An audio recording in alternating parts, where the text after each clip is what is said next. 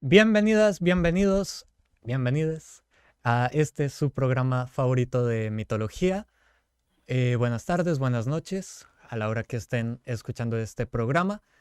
Hoy ya comienza octubre, bueno, cuando salga este programa ya será octubre, ya comenzará el mes del miedo, ya es hora de meternos en cosas ya de misterio, de terror y hablar de cosas más relacionadas a nuestro tema. Así que, pues damos inicio. Así que, hablando de mitología, Alonso, ¿qué tenemos hoy? No sé, ni para qué te digo qué te decir. Como vos dijiste, estamos en vísperas de un mes tan polémico, tan aterrador, tan emocionante. Y es decir, el mundo no da abasto para tener lugares de los que hablar. Tenemos el bosque de Bennington, el Hotel Roosevelt, las líneas de Nazca o la isla Yonaguni, La fosa de las Marianas. la fosa de las Marianas, sobra decirlo. Mm, Esta vez tenemos en cambio, un lugar ubicado entre las Islas Bermudas, la Florida y Puerto Rico, que nos da 1800 kilómetros de área y aproximadamente una superficie de 1.1 millones cuadrados. es grande. Hablamos de el nada más y nada menos que el célebre Triángulo de las Bermudas, Exacto. también conocido como el Triángulo del Diablo, sobre decirlo. Sí. Sí, es creo que uno de los lugares más famosos a nivel mundial, de los sitios como más aterradores incluso, pero ¿en verdad es un lugar aterrador porque de verdad pasan cosas? ¿O solo le hemos dado esta fama por pequeñas cosas que hemos magnificado a lo largo de la historia? Al final, ¿qué es el Triángulo de las Bermudas? ¿Es de verdad un lugar peligroso o no? De eso vamos a hablar en este programa. Así que vamos a comenzar con una gran historia que al final es la historia que da origen a todo esto. Pero antes de llegar ahí, tenemos que remontarnos al siglo XV.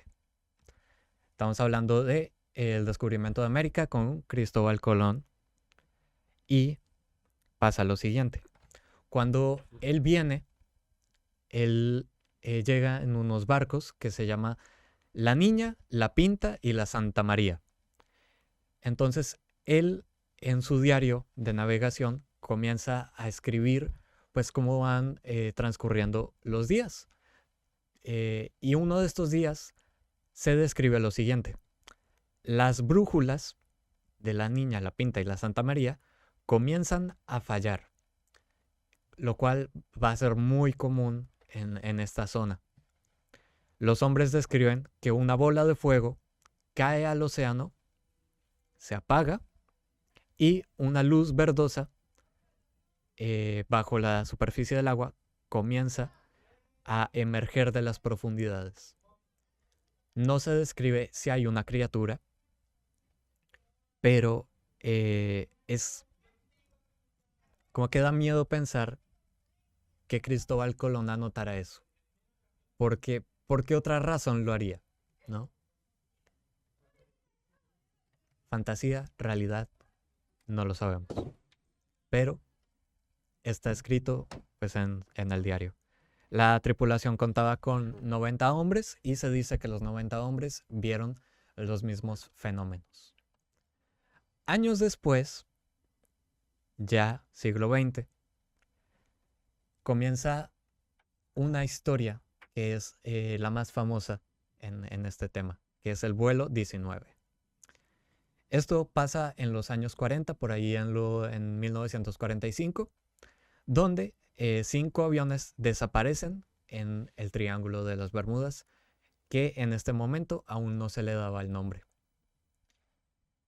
Entonces, primero había una base militar en Florida y el 5 de diciembre de 1945, después de la Segunda Guerra Mundial, ya eran tiempos más tranquilos, ya había una cierta tranquilidad, una cierta paz, y al capitán Charles Taylor se le dio la tarea de llevar a cabo una sesión de entrenamiento entre él y 13 pilotos más, eh, en el que tenían que ir de Florida y hasta las Bahamas. Entonces, Este era un viaje que el capitán Taylor nunca había realizado, pero él tenía experiencia, suficiente experiencia como para decir, puedo hacerlo, es un viaje sencillo, hago el entrenamiento, volvemos y listo. Y pues es lo que sucede. Despegan y comienza el recorrido. 2:10 de la tarde. Durante los primeros minutos todo parecía funcionar correctamente, hasta que de pronto el tiempo, el clima, cambió. Los vientos se volvieron más acelerados, comenzó a haber una baja visibilidad, pero Taylor ya se había enfrentado a esta situación, ya era un piloto experimentado y para él, pues era un día más en el cielo, hasta que la brújula dejó de funcionar. Otra vez la brújula, es algo muy común en el Triángulo de las Bermudas, que la brújula de pronto deja de funcionar, se vuelve loca y en este caso perdió a los pilotos. Comenzaron a comparar las lecturas, comenzaron a hablar entre todos, tratando de ubicarse, tratando de ver dónde estaban, pero no se lograban poner de acuerdo. Y comenzó el desespero, comenzó el terror, comenzó ya la vaina esta de nos jodimos. Y entonces comienzan a llamar a la torre de control, tratando de buscar ayuda, lo cual pues era el protocolo. Cuando esto pasa, la torre trata de darle indicaciones, trata de guiarlos como pueden, pero al final no logran nada, no logra haber una comunicación clara y las señales de comunicación radiofónicas comienzan a debilitarse hasta que a las 7:04 de la noche, la última señal del capitán Taylor avisando a sus estudiantes que si alguno se quedaba por debajo de 40 litros de combustible, los demás, todos, debían descender al agua y aterrizar ahí para pues estar a salvo y de ahí encontrar la manera de llegar a tierra firme. Y fue pues la última señal que hubo de los aviones. Ya en la torre comenzaron las alarmas, comenzaron a despegar aviones para ir en la búsqueda y sale un hidroavión, que es un avión capacitado para aterrizar en el agua y actuar como un híbrido entre avión y barco. Entonces sale un hidroavión con 13 hombres y también desaparece. También desaparece sin dejar rastro.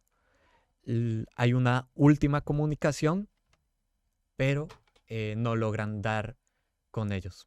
Tratan de buscar en la misma zona donde se cortaron las comunicaciones, hacen un barrido y nada, no encuentran nada. Y es uno de los grandes misterios.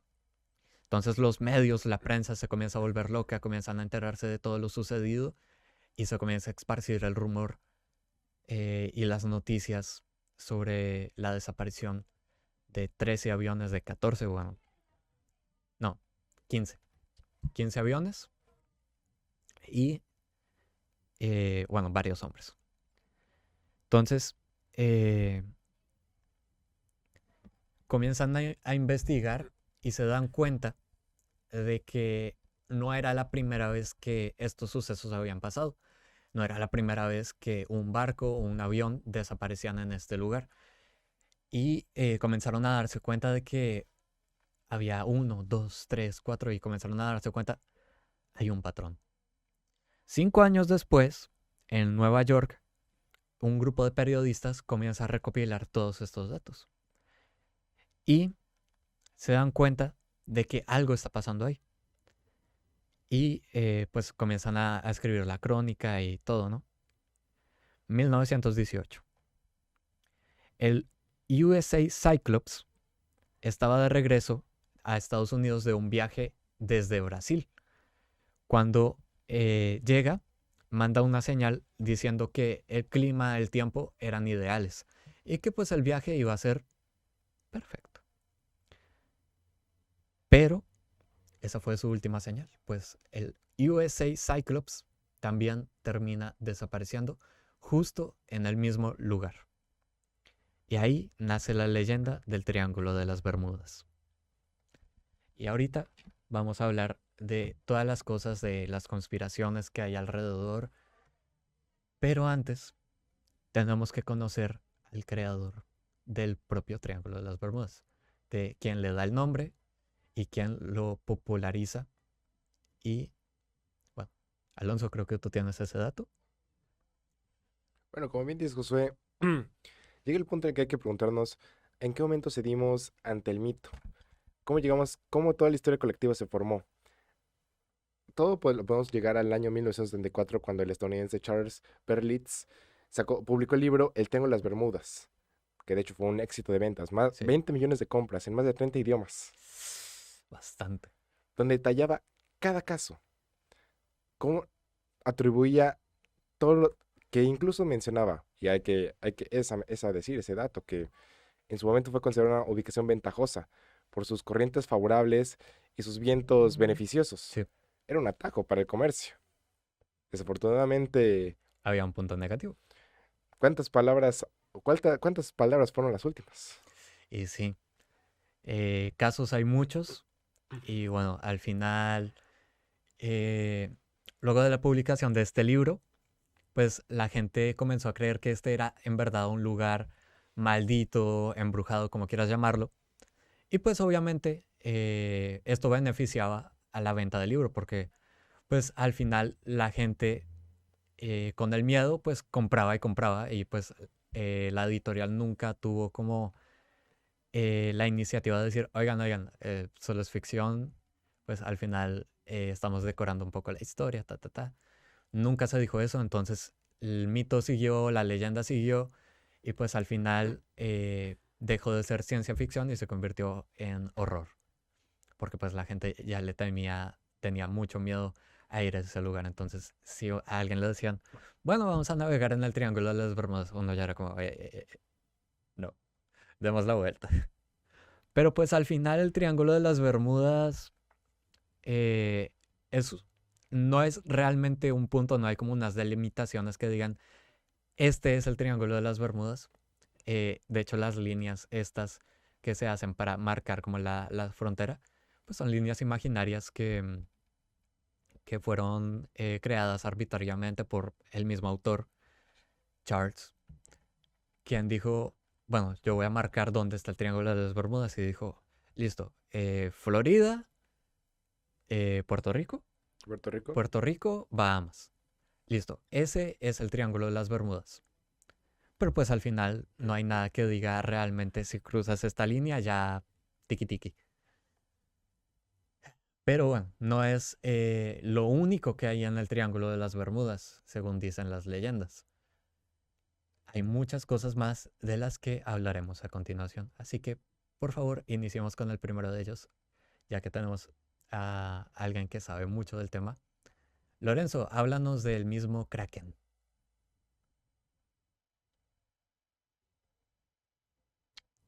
Ay, Que ay, es sí. el monstruo más reconocido de pues, no diría que de muchas mitologías, sino entre los marineros y entre los barcos que han surcado este gran océano y cuerpo de agua que cubre gran parte de nuestro planeta. En sí, ¿qué podemos decir del Kraken? Es una bestia gigantesca, casi parecía un pulpo, se podría decir, pero que ataca a los barcos buscando víctimas. Los hunde llevándolos al fondo del océano para después matarlos y consumir sus almas. En algunos mitos dicen que se devora sus propias almas. Eh, ¿Qué más puedo decir acerca de esta criatura tan gigante? Eh, pues hay muchas formas de que tiene, unas que es un pez gigante con tentáculos, otros dicen no, es un cangrejo que es tan monstruoso que hasta el mismo diablo le tiene miedo, pero En sí, hay muchas formas para representarlo, ya sea un pulpo, un pez gigantesco o hasta incluso un cangrejo, no importa. El concepto sigue siendo el mismo, que es una bestia que no discrimina y no permite que nadie cruce su territorio, que en este caso sería casi como el Triángulo de las Bermudas. Sí, pues al final eso es lo que dicen, que el Kraken vive en el Triángulo de las Bermudas. Ujú, Y bueno, al final hay una realidad y hay un mito. Entonces, ¿cuál es el mito? Un monstruo que traga barcos. ¿Cuál es la ujú, realidad? Hay una criatura en los abismos del océano que yo no sé si muchos la conozcan, pero es un calamar gigante o calamar colosal, ujú. que esas cosas son enormes. Para darnos una idea, agarren sea un balón de fútbol o una pizza familiar, ese es el ojo. Con eso ya tienes el ojo. Y ahí ya imagínate el cuerpo, que yo no tengo las medidas exactas, pero es gigante, como dices uno. Sí, pues como para poner algo más sencillo y más referente en físico, digamos que una falange de un dedo, el índice, es el tamaño de un humano cualquiera. Sí. La mano completa es el tamaño de este calamar colosal. Y sí. O sea, Y son, diferencia hay. sí, y bueno, al final son criaturas que viven en el abismo, viven muy profundo donde ya la luz pues no llega, Ujú, pero hay casos donde se ha visto que estas criaturas han subido a la superficie. Igual en la antigüedad, algún vikingo, algún pescador se encontró una de estas criaturas y se comenzó a pues originar el mito del Kraken. Luego ya lo pasas al Triángulo de las Bermudas y ya es como una unión de cosas. mm, Pero el Kraken no es la única criatura que se dice que vive en este lugar.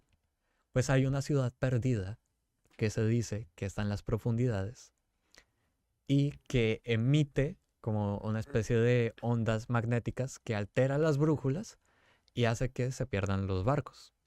Estamos hablando de la Atlántida, la mítica Atlántida descrita por Platón hace mucho tiempo. Así que, bueno, Alonso, ¿quieres explicar? Sí, completamente. Digo, en una mano tenemos criaturas mitológicas, ciudades antiguas, utopías, básicamente. En el otro lado tenemos dos explicaciones, o tres, pero luego hablo de la otra. La primera dice que, como bien dijimos, es una zona llena de emisiones magnéticas, capaces de confundir hasta equipos como una bruja, una Una, bruja, una, una brújula. equipos como una ahí brújula, volando la bruja. ¡Ay, no quiero que No lo descartemos. también, desde una brújula hasta avanzado equipo. Otra, por ejemplo, dice que es una zona llena de emisiones de gas metano, Mm. que emanan desde el subsuelo marino y son capaces de hacer fallar a los barcos, llenándolos de agujeros o simplemente hacerlos explotar. Y luego ahí tienes la explicación de las alucinaciones. Exactamente. Y finalmente tenemos una solución, digamos, desde el ámbito climatológico, que si bien sí es una zona aprovechada por sus corrientes marítimas, también es una zona llena de fenómenos como tifones o huracanes, Sí. en el que se ha reportado hasta olas hasta 50 metros. Sí, ya hablaremos de las olas monstruo, que son reales, que es lo peor. Así que bueno, esa es como una explicación más racional de todo. Y bueno, al final hay muchas más cosas. Vamos a ir profundizando en cada una. Así que bueno, luego de la Atlántida, que bueno, para el que no sepa, hacemos la aclaración rápida. Se describía que era una civilización muy avanzada tecnológicamente, que estaba muy avanzada para su época, que tenía una fuerza más grande que cualquier otra y que pues por razones termina siendo inundada y llevada al fondo del mar. Algunos dicen maldición, castigo, pues como lo quieras ver. Y pues la Atlántida siempre ha sido como un tema muy de queremos encontrarla porque pues puede haber cosas que descubran secretos de la humanidad que no conocíamos o tecnologías que ahorita nos volarían la cabeza o cosas así, ¿no? Y bueno, principalmente se decía que la Atlántida, Platón creo que la ubicaba en el Mar Muerto, si no estoy mal, y luego ya comenzó a ponerse en otros lados que si en el Triángulo de las Bermudas, si en el Océano Pacífico, que si acá, si en la Antártida. Y pues al final no se sabe dónde está, no se sabe si realmente existió. Hasta de pronto existió una civilización así, de pronto no se llamaba la Atlántida, pero bueno, se han encontrado civilizaciones que se dice estaban muy avanzadas para su época, pero pues nunca se ha dado con la Atlántida como tal. Ahora vamos a hablar de otra de las criaturas que se cuentan en este lugar. Estamos hablando de sirenas. Las sirenas son unas criaturas que, bueno, se conocen muy bien, mitad mujeres para arriba, peces para abajo, que con su cántico hacía que los barcos fueran hacia las piedras y los hundían. Una vez que los marineros estaban dentro del agua, los arrastraban a las profundidades y los devoraban. O cantaban sus canciones, hacían que los marineros enloquecieran, se tiraran al agua, los agarraban, profundidades, los devoraban. Al final, siempre terminaban como comida de peces. Se dice que las sirenas aparecen en el Triángulo de las Bermudas haciendo que los marineros enloquezcan y pues ha dado mucho a eso de que cuando tú estás en el Triángulo de las Bermudas comienzas a alucinar, te vuelves loco y esta es una de las explicaciones que le da. Luego está, como bien decía Alonso, gas metano y bueno, al final bueno, podría ser una, una explicación, ¿no? Ahora, voy a retomar una de las cosas que dijiste, ya que estamos. Espera. Ah, Lorenzo, bien puedes. Ahí sí cabe aclarar una pequeña cosa de las sirenas, y es que tienen también muchas formas, porque unos las ponían como mujeres bellas en arrecifes, pues no arrecifes, sino en piedras que se ponían para atraer a los marineros y pues con su cántico también atontarlos y que se hundieran por su propia cuenta. Aunque hay otra versión que se ve en la Odisea, cuando Odiseo al ir, pues tratar de regresar a su patria que era Ítaca, se topa con las sirenas. Él dice, ok, vamos a atravesar esta zona que está plagada de sirenas. Todos los de mi barco, pónganse cera en los oídos tan bien que no puedan escuchar ni siquiera mis propias quejas. Luego, átenme al mástil de mi barco y por nada del mundo, si incluso los maldigo, no me suelten. Hagan lo que hagan, no me suelten. Entonces así cumplen la orden de Odiseo, sus hombres. Se ponen cera en los oídos para no escuchar nada. Luego amarran a Odiseo o Ulises, dependiendo de la historia, Ujú. al mástil de su barco y lo amarran bien fuerte y siguen derecho atravesando la zona y comienza Odiseo a escuchar una voz hermosa, angelical. ¿Qué es esto? Ve más allá de la niebla que está cubriendo y observa a unas hermosas mujeres, rostros divinos. Pero hay algo distinto en ellas, algo inusual, cautivador. Su canto lo comienza a enloquecer, tanto que comienza a llorar de alegría por encontrar estas bellas criaturas, pero bellas no son, porque son terribles. Puede que tengan la cara de mujer, pero el cuerpo de una ave rapaz que trae pestilencia, muerte y enfermedades con tan solo estar presentes a ellas. Ulises obviamente estaba embobado, no quería en lo más mínimo seguir atado y rogaba a sus hombres, maldecía que lo sacaran y lo liberaran para unirse a esas bellas criaturas. Pero sus hombres no escucharon y no hicieron caso. Siguieron adelante y atravesaron esa zona. Y ya cuando terminó todo eso, Ulises regresó en sí, diciendo, ¿qué acaba de pasar? Mm, ¿Qué fue lo que dije? ¿Acaso eso pasó? Como un sueño el cual pudo haber llevado a una muerte segura.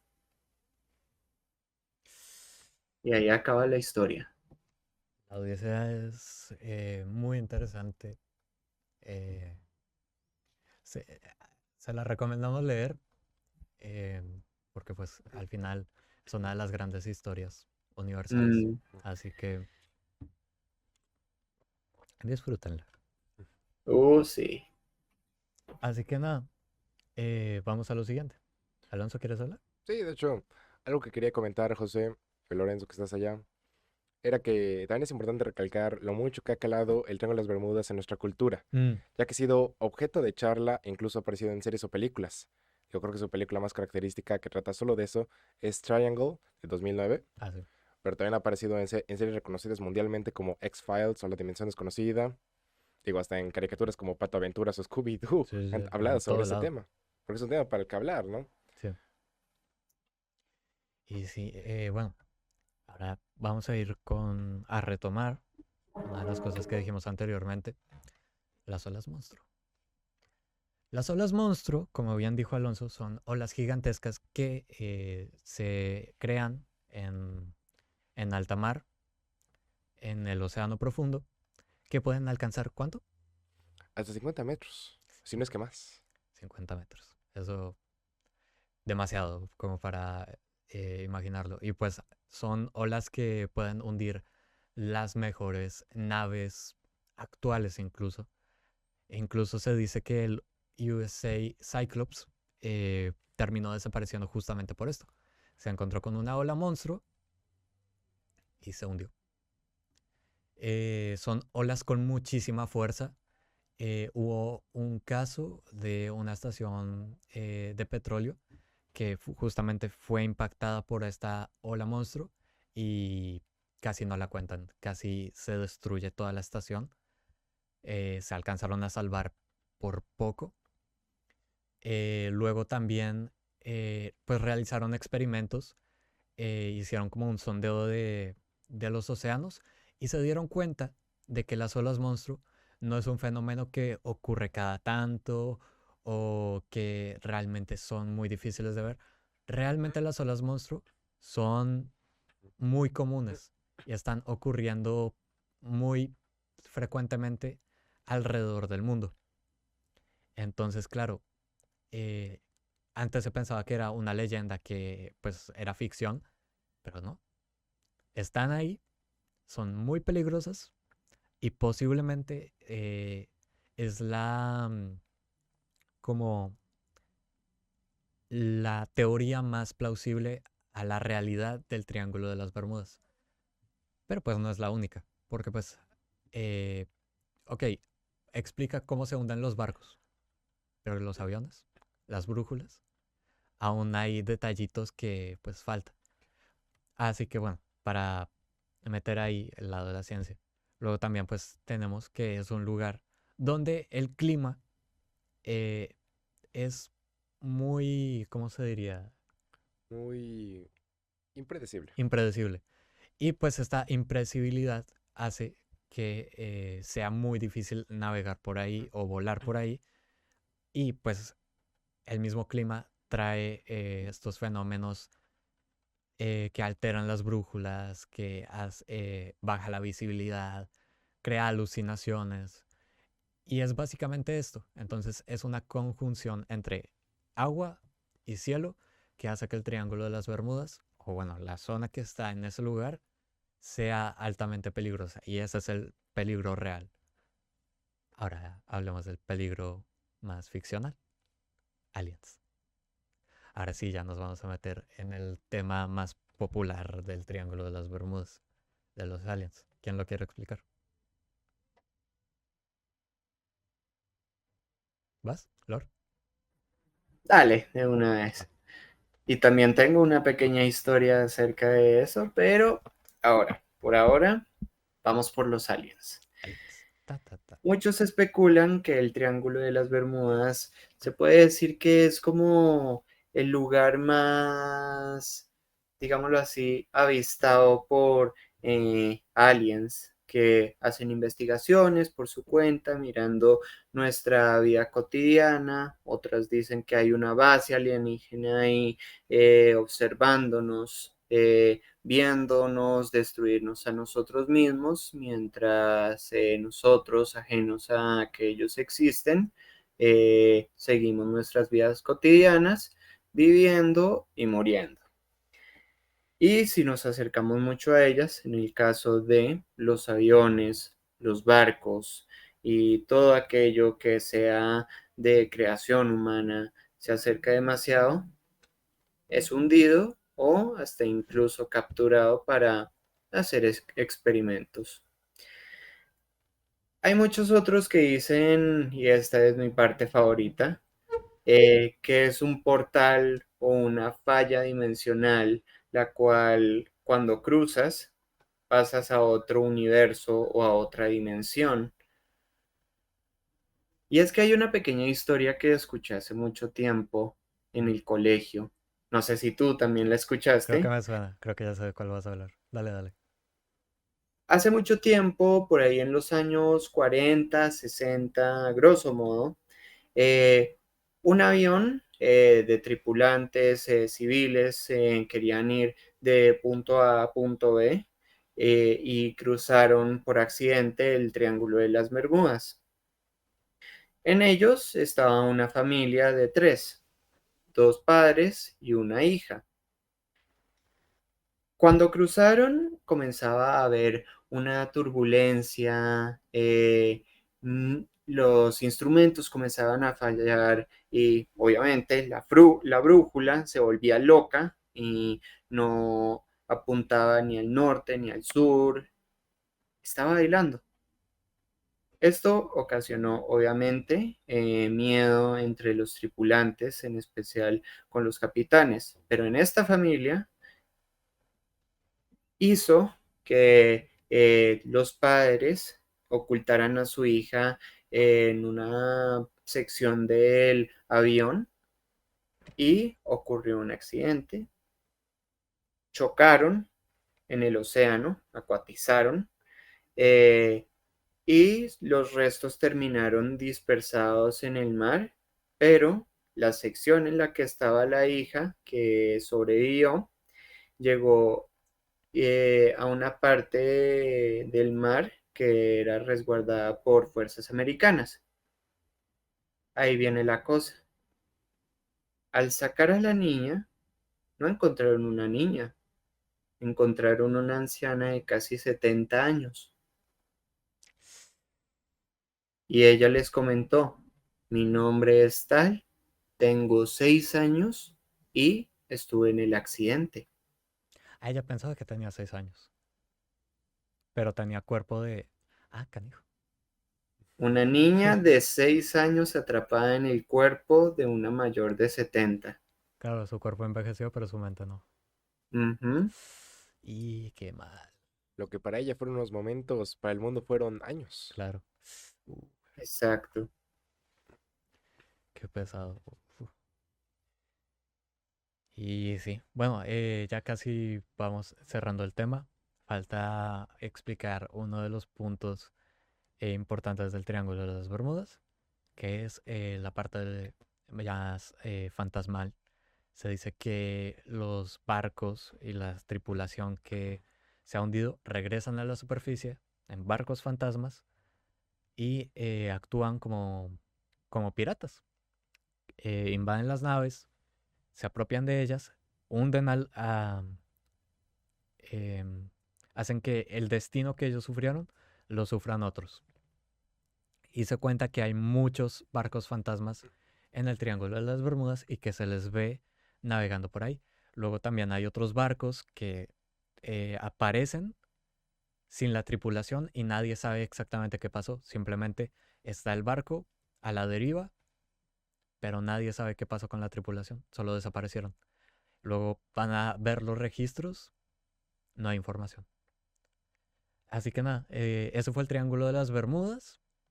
Antes de cerrar ya completamente, ¿alguna información más que quieran añadir? Alonso. Es que hay que preguntarnos ahora, les digo, ¿qué dicen las autoridades al respecto, no?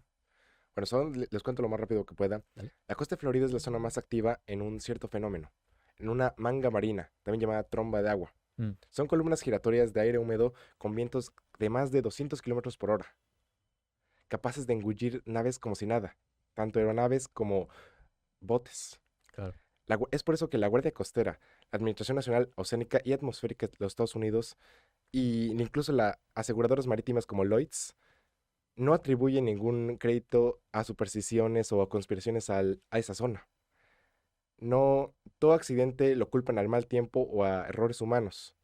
Y para ellos eso sigue siendo una ruta más. Claro, y o sea, como decíamos, al final el Triángulo de las Bermudas habrá muchas partes ficcionales, pero sí hay un peligro real. Entonces, nada, pues al final ver dónde viaja uno, porque pues eh, no vaya a ser la mala suerte. Vamos con la conclusión. Cada uno dirá su conclusión y cerramos. Por mi parte, bueno, el Triángulo de las Bermudas es algo muy fascinante de explorar. Hay muchas historias que pues no contamos por el tiempo, pero eh, hay muchos relatos, muchas leyendas sobre este lugar. Al final no es el gran peligro, no es como una zona donde sí o sí no tienes que ir, pero sí hay un cierto peligro al que pues es mejor de pronto no arriesgarse. Pero si un día estás en un barco o en un avión y te dicen estamos sobre el Triángulo de las Bermudas, de pronto igual no pasa nada. No es regla que sí o sí algo te vaya a pasar. Así que nada, es cuestión de suerte. No, el Triángulo de las Bermudas, de hecho, creo que es más, tiene más mala fama de lo que en realidad es. Pero las historias no dejan de ser fascinantes. Y bueno, al final tiene mucha mezcla de otras cosas como el Kraken, que es de los escandinavos y en teoría no está cerca de América. Luego también está la Atlántida, que en teoría también está al otro lado. Entonces, pues al final es saber realmente qué hay en el Triángulo de las Bermudas y no dejar que historias fantásticas nos aterren, porque pues es mejor morir sabiendo que morir ignorante. Alonso. Es cierto. Yo solo puedo decir que hay fuerzas más grandes que todos nosotros. Pueden ser míticas, pueden ser científicas, pero el hecho que no las comprendamos no quiere decir que no existan. Ujú. Bien. Lorenzo.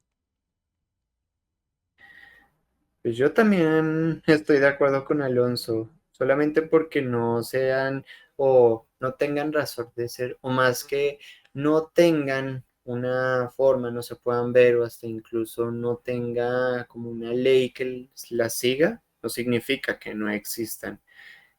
Y es lo chévere de este Triángulo de las Bermudas. Puede que sea una cosa, puede que sea la otra, no sabemos. Sí existe, pero quién sabe qué puede hacer. Cuando descubramos qué es lo que es, ahí ya vamos a entender y vamos a saber.